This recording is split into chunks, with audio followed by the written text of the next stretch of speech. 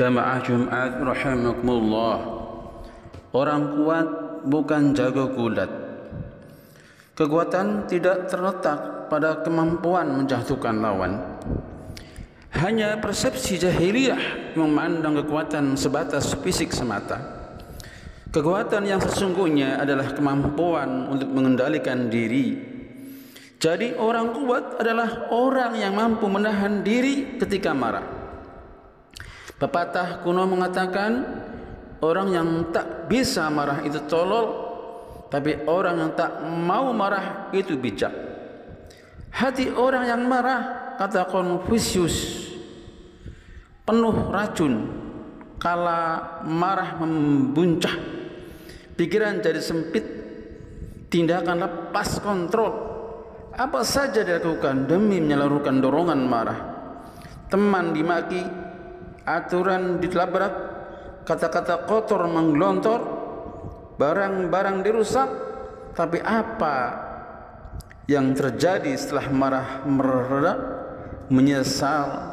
Itulah marah. Karena itu ketika seseorang meminta nasihat kepada Rasulullah sallallahu alaihi wasallam, beliau hanya berpesan, jangan marah. Segala yang sesuai dengan keinginan jelas Andreu Mure dipandang sebagai kebenaran, sedangkan yang tidak sesuai dengan keinginan akan menimbulkan kemarahan.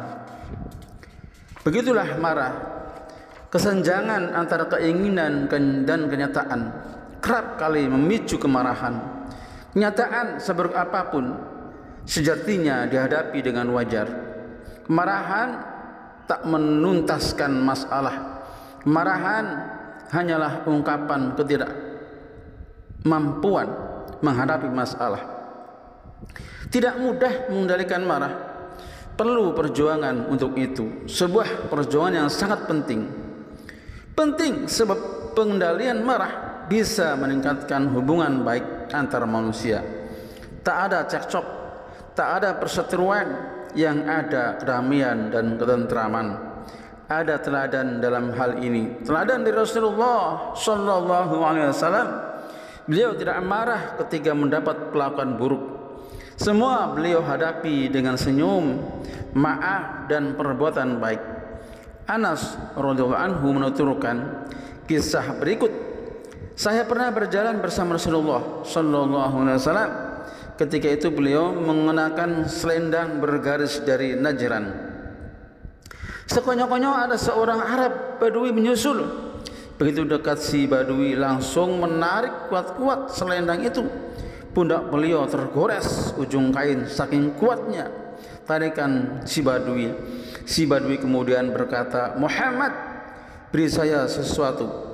Beliau menoleh dan tertawa, lalu memerintahkan agar si Badui diberi sesuatu. Al-Bukhari dan Muslim. Menurut Aisyah radhiyallahu anha, Rasulullah tak pernah membalas dendam demi memuaskan amarah. Beliau hanya marah bila ada hak-hak Allah yang dilanggar. Ketika marah timbul dorongan untuk menyakiti pihak lain. Tangan ingin menampar, mulut ingin memaki, banyak korban sakit hati karenanya. Itu bila marah tak dikendalikan. Belajar mengendalikan marah sesungguhnya dapat memperkuat kemauan seseorang. Ia menjadi berlatih untuk mengontrol dorongan nafsu dan syahwatnya.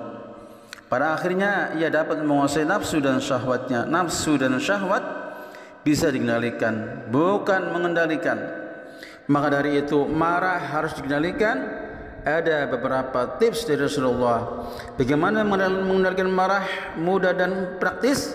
Siapapun bisa mencobanya. Pertama, relaksasi. Ketika marah biasanya terjadi ketegangan tubuh, jantung berdegup kencang, urat leher membesar, darah mengalir deras. Sekaitan dengan keadaan itu diperlukan relaksasi tubuh. Bila relaksasi sudah terjadi, maka marah akan mereda. Karena itu Rasulullah menganjurkan duduk bila seorang marah.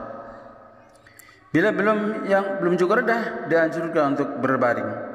Abu Zad meriwayatkan dari Rasulullah, Apabila seorang dari kalian marah saat sedang berdiri, maka hendaklah ia duduk, sebab hal itu bisa membuat marah hilang. Namun jika belum hilang jua, berbaringlah. Sudah jemaah yang berbahagia, duduk dan berbaring bisa membuat tubuh rileks. Ini tentu akan meredakan ketegangan yang timbul karena marah. Kondisi rileks tersebut secara bertahap akan menengurkan intensitas marah sampai akhirnya hilang sama sekali. Di samping itu, duduk dan berbaring juga dapat mengantisipasi kecenderungan berlaku kasar.